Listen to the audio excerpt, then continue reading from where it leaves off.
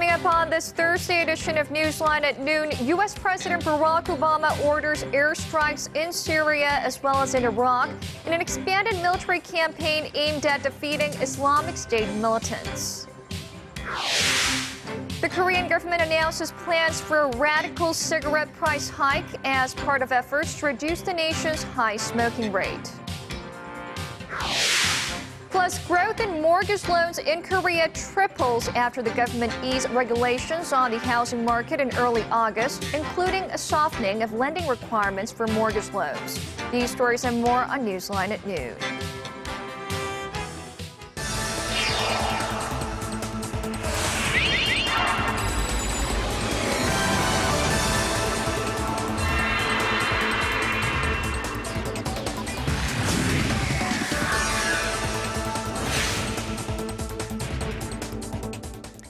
It's noon Thursday, September 11th here in Korea. Thanks for tuning in. Live from Seoul, I'm Eoh Jin-joo. It's very good to have you with us. I'm Mark Broome. We begin this afternoon with the growing threat of Islamic State terrorists in Iraq and Syria. US President Barack Obama gave a highly anticipated address on Wednesday night from the White House, in which he laid out his strategy for destroying the militant group. On the eve of the 13th anniversary of the 9/11 attacks, Obama authorized airstrikes against the IS militant group in Syria and sending additional U.S. troops to Iraq. Shin Se-min reports. Our objective is clear. We will degrade and ultimately destroy ISIL through a comprehensive and sustained counterterrorism strategy. In a 15-minute televised speech, U.S. President Barack Obama laid out his plan for dealing with the militant group that calls themselves the Islamic State. It's a plan that includes forming what he called a broad coalition, launching airstrikes on strategic targets, and assisting the Iraqi government in their fight against the militants.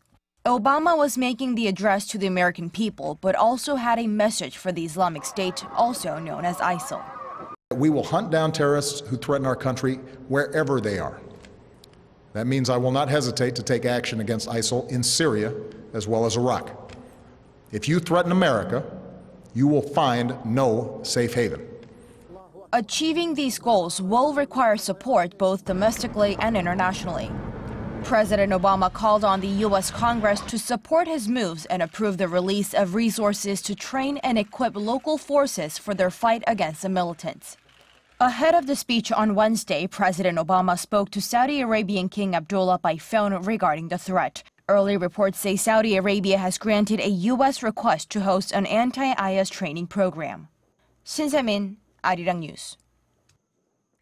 Now, President Obama has pledged to work with the new Iraqi government as part of a broad coalition aimed at destroying the Islamist militant group. Yes, and U.S. Secretary of State John Kerry was in Baghdad on Wednesday to further discuss ways to counter the very real IS threats in the region. Our Park Ji-won tells us more. U.S. Secretary of State John Kerry visited Baghdad on Wednesday, a matter of days after Iraq's new Prime Minister Haider al-Abadi was sworn in. Meeting with the new Iraqi leader, Kerry vowed U.S. support for the new government's battle against Islamic State militants. We're prepared to take, not only with respect to ISIL, which is critical, and your own military's commitment to reconstituting itself and to being prepared to take the fight to ISIL, but also your commitment to the broad reforms that are necessary in Iraq. Kerry stressed that IS is a vicious terrorist organization, and the U.S. and many other countries will help counter the threat posed by the group. There is literally no place for their barbarity in the modern world. And this is a fight that the Iraqi people must win, but it's also a fight that the rest of the world needs to win with them. And it's a fight the United States and the rest of the world need to support every single step of the way. As Kerry was meeting high-level officials Wednesday, 3 car bombs exploded in eastern Baghdad, killing about 17 people and injuring dozens of others. Meanwhile, Russia's state news agency RIA Novosti reported of a possible nuclear threat by the IS militants. The news agency quoted comments by Andrei Novikov, the head of the Commonwealth of Independent States Anti-Terrorism Center, that suggested IS might have a nuclear capability. He said the terror group declared its intent to use nuclear weapons in June, and about 40 kilograms of uranium compounds had been stolen by insurgents from Mosul University in Iraq in July. However, atomic experts at the UN do not consider it to be a major threat, stressing that it would take years for IS to develop nuclear weapons. Park Ji-won, Arirang News. Now, in the rest of the day's news, Korea's high smoking rate has long been blamed on the very low price of cigarettes here in Korea, but that's about to change. It looks like price hikes are coming soon. We now connect live to our Hwang Jie for the details. Jie, so we hear that the government proposed to raise cigarette prices by about $2. Yes, Jin-joo, and smokers in Korea will soon have to pay almost double what they currently are for a pack of cigarettes. The government announced Thursday that it will raise tobacco prices by around $2 to 4,500 won, or roughly $4.50 per pack. This will mark the first price hike in 10 years. The aim is to cut the country's high smoking rate. The rate for Korean men stands at around 38%, which is the second highest among the 34 OECD member states, behind only Greece. Cigarette prices in Korea, however, are currently among the cheapest in the world, standing at just one-third the international average. The health ministry believes a price hike is currently the most effective means of dropping smoking rates. As proof, it cites the 13 percentage point drop at the end of 2004 when the government last raised cigarette prices. A recent survey also showed that 1 out of 3 smokers said they plan to quit smoking if and when cigarette prices go up. There are concerns, though, that smokers in the low-income bracket will bear the brunt of the burden once prices are hiked. Other measures laid out by the government include mandatory warning images on cigarette packaging. Before any changes take effect, they will have to be approved by the National Assembly. Jin-joo.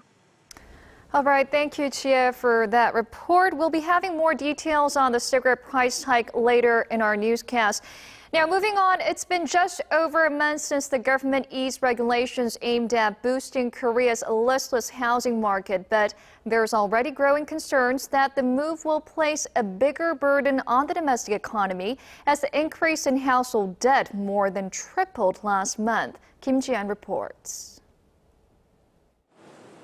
Household debt rose sharply in August, raising concerns about the toll it's taking on the Korean economy.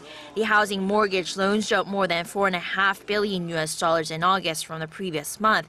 Household debt also increased by $5.2 billion last month, inching up again after it surpassed its all-time high of $1 trillion in June. The mounting debt is seen as a result of government measures that ease limits on the amount of money people can borrow from banks when buying a home. The move is part of the expansionary policies by the economic team led by Finance Minister Choi Kyung-han to induce spending and promote corporate activity. The expansionary policies were further fueled by the Bank of Korea when it cut its base rate by 0.25 percentage point last month, ending a 15-month freeze. Critics say the government's policies will actually increase household debt in the longer term and ultimately stifle domestic demand as they encourage households to rack up higher debts. Although the finance minister did not directly comment on whether the central bank should make further cuts to its base rate, Choi has reiterated the importance of coordinated fiscal and monetary policies to boost government efforts to spur the economic recovery. To drive his point home, the minister pointed to lackluster on-quarter growth of 0.6% in the second quarter. Kim Ji-an, Arirang News. The months-long deadlock at the National Assembly over a bill to investigate April's deadly ferry accident failed to break over Korea's Thanksgiving holiday or Chuseok. Now, pressure by public sentiment to get Parliament running again this weekend may signal a turning point for the main rival parties. Choi Sun has more. Korea's ruling and opposition parties return from the 5-day Chuseok holiday, having listened to the people in regards to the current political standoff over the contested bill to probe April's ferry disaster. But it seems they only listened to what they wanted to hear. With no sign of a compromise, the ruling side continues to urge the opposition to cooperate in swiftly passing a number of economic and reform-related bills. Each standing committee must immediately deliberate on the bills that concern the people's livelihood. The parliament must immediately pass the non-controversial bills pending at the assembly. Referring to public anger over the political paralysis, party leader Kim Moo-sung called on the ruling and opposition floor leaders to reach a deal on the bill by the weekend. He then urged the parliamentary speaker to exercise his authority to call a session next Monday to vote on other pending bills with or without the opposition. The opposition, for its part, continues to pressure the ruling side to return to talks about giving the ferry victims' families more of a say in the accident investigation. If the ruling party wants to restore public trust, it should first show a forward-looking position on passing the livelihood-related bills, including the Seoul ferry bill. While the parliamentary speaker has no plans to invoke his authority at the risk of further lengthening the impasse, he's been in contact with the two parties to seek a solution to the crisis. With both parties unable to stand further public criticism, it's thought the two floor leaders will meet as early as Thursday to try iron out their differences.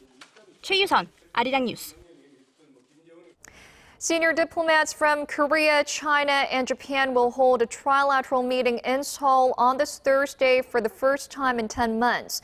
Seoul's foreign ministry says its Deputy Minister Lee Kyung-soo, China's Vice Foreign Minister Liu Zhen-min, and Japan's Deputy Foreign Minister Shinsuke Sugiyama will discuss a variety of cooperative projects between the three nations, including those related to maritime affairs and cyber defense.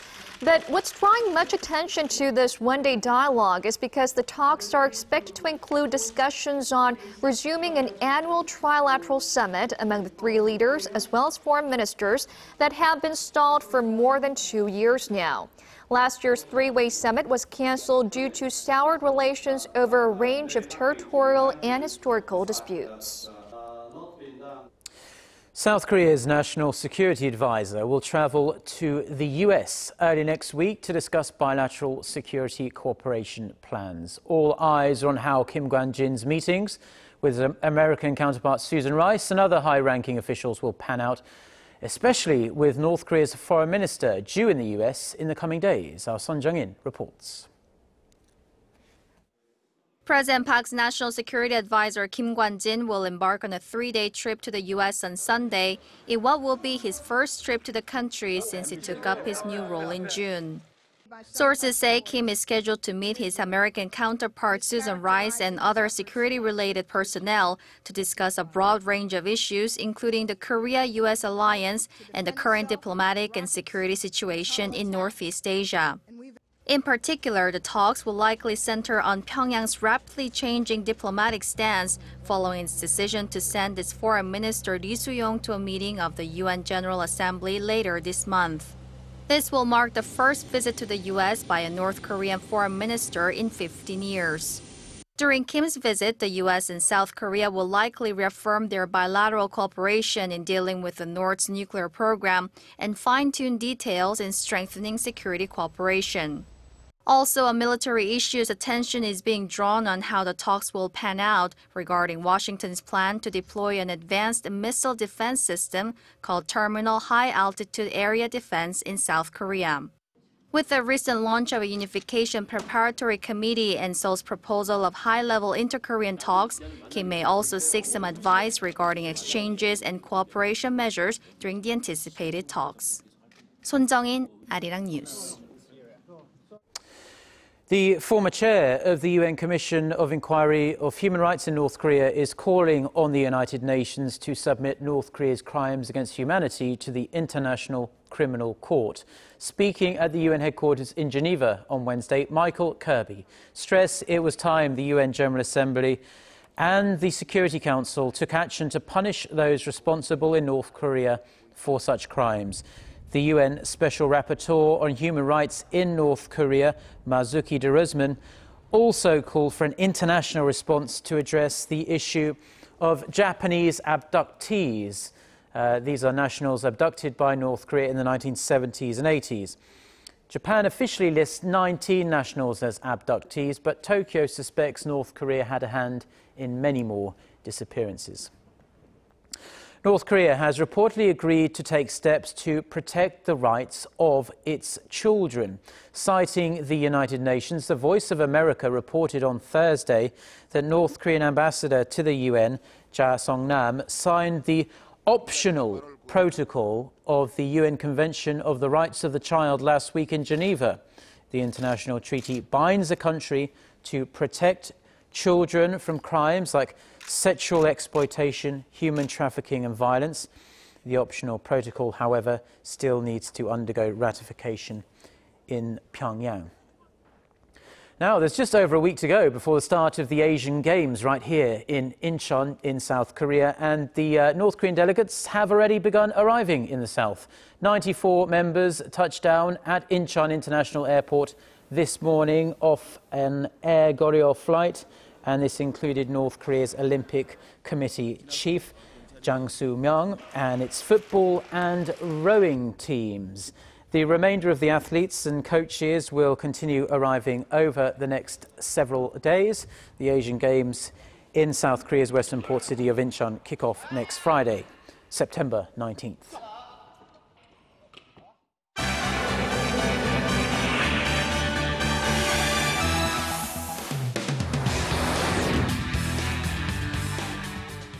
And time now for a look through some of the other international headlines we're following this Thursday afternoon. For that, we turn to our Eunice Kim standing by at the news center. Eunice, let's begin with Ukraine. The 5-day-old ceasefire appears to be holding between Ukrainian forces and pro-Russian separatists. Could we be looking at the beginning of the end to this conflict?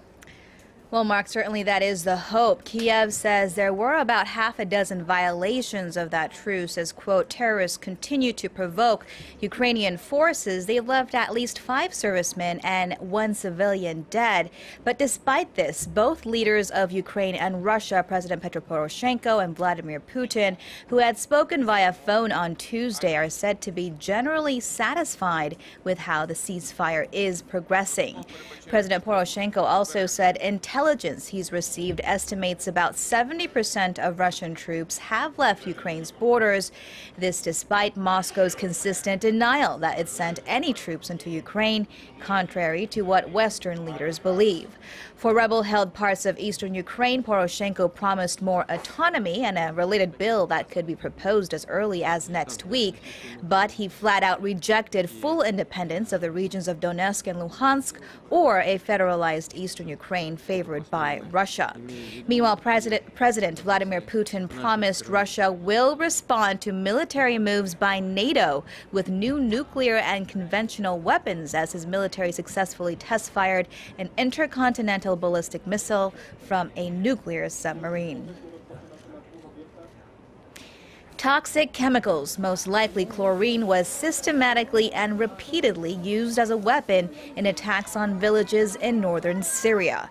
That's a finding published by the Organization for the Prohibition of Chemical Weapons, which concluded its fact-finding mission to Syria. It included interviews with victims, eyewitnesses, and doctors, and witnesses generally linked the chlorine attacks to bombs dropped from helicopters, a tactic often linked to Bashar al-Assad's regime. Now, both the al-Assad government and rebels have accused the other of using chemical agents in the fighting that has continued since March of 2011. And British Prime Minister David Cameron has made an impassioned plea to Scots not to break away from the United Kingdom. Scotland is set to hold an independence referendum next week on September 18th. Cameron, at the center of the so-called No campaign, told them if the UK breaks apart, it breaks apart forever. Queen Elizabeth II, meanwhile, has kept a distance. She said she would stay neutral on the matter and not influence the outcome of the vote. The two countries have shared the same monarch since the 17th century, after creating a sovereign state which includes England, Northern Ireland, Scotland, and Wales.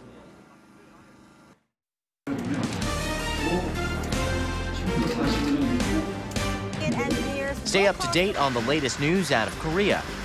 Connecting to our team of reporters about the issues that matter to Korea. On air, on your mobile, online.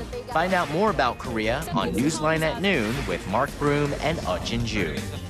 I'm Eoh Jin-joo with Pro. Market researcher, strategy analytics, said Thursday that LG Electronics brought in about...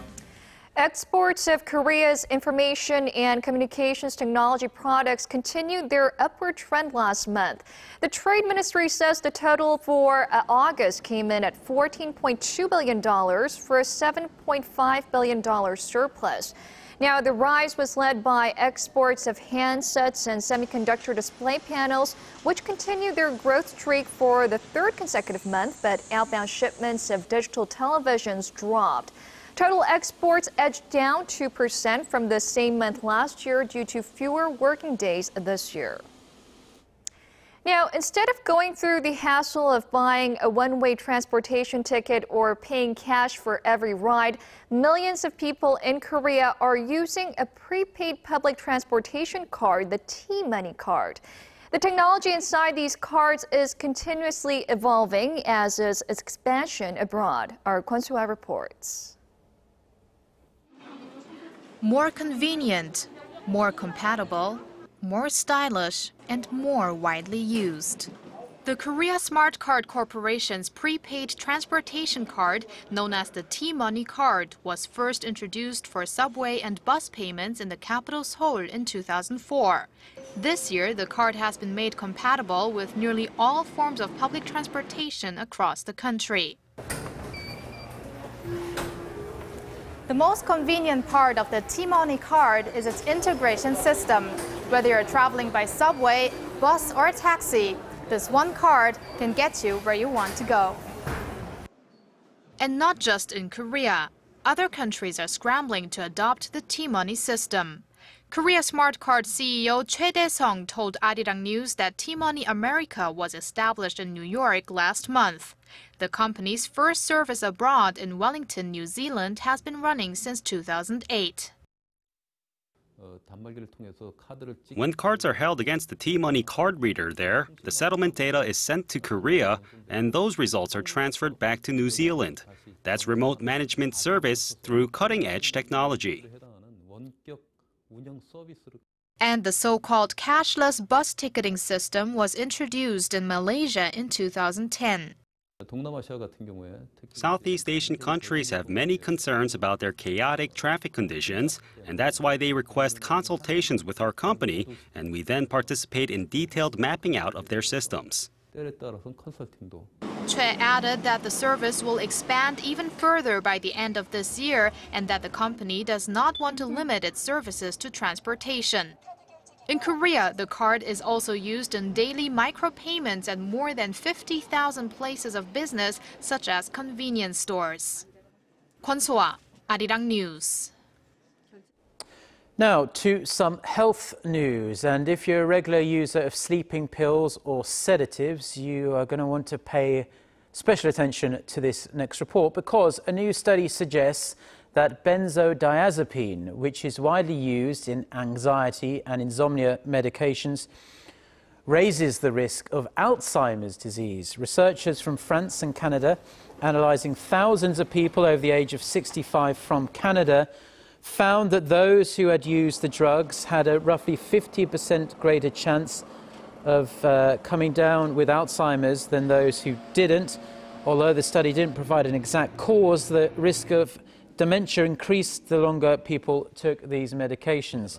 The researchers warned that such treatments should not be used for over 3 months.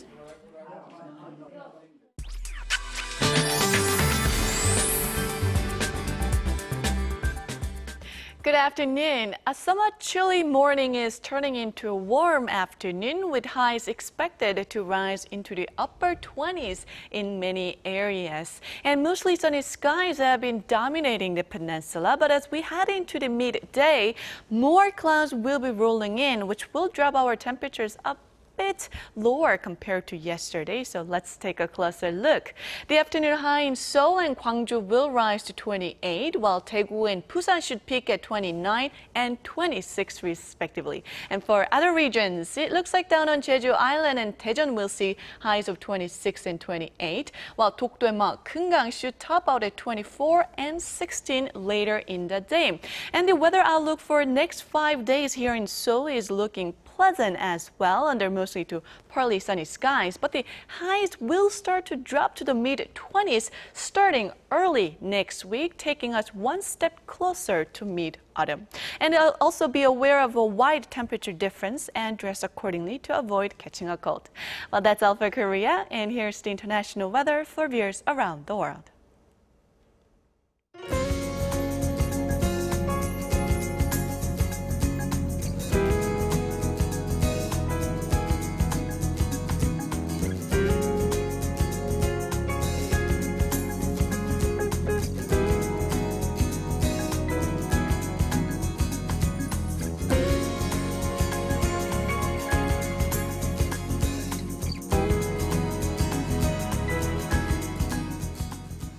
And that's about it for now. Thanks for watching. Yes, thank you for watching. And Jin-joo and I will be back at the same time on Friday. Until then, goodbye.